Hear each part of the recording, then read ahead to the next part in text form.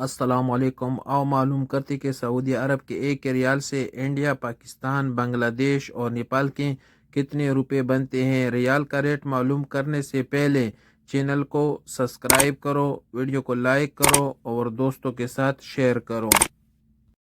تو سب سے پہلے یو کا ریٹ معلوم کرتے تو یو پاکستان کے لیے دے رہے 60 روپے 40 پیسے، انڈیا کے لیے 21 روپے 22 پیسے، بنگلہ دیش کے لیے 28 روپے 5 پیسے اور نیپال کے لیے 34 روپے اور 35 پیسے۔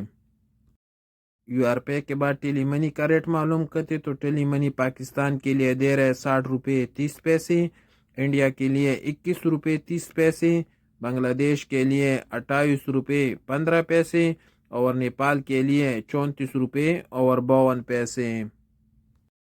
STC پہ پاکستان کے لیے دے رہے 60 روپے 40 پیسے، انڈیا کے لیے 21 روپے 20 پیسے، بنگلہ دیش کے لیے 28 روپے 10 پیسے، نیپال کے لیے 34 روپے اور 28 پیسے۔ STC پیک کے بعد پوری بینک کا ریٹ معلوم کرتے تو پوری بینک پاکستان کے لیے دے رہے 60 روپے 55 پیسے، انڈیا کے لیے 21 روپے 30 پیسے، بنگلہ دیش کے لیے 28 روپے 20 پیسے، نیپال کے لیے 34 روپے اور 45 پیسے۔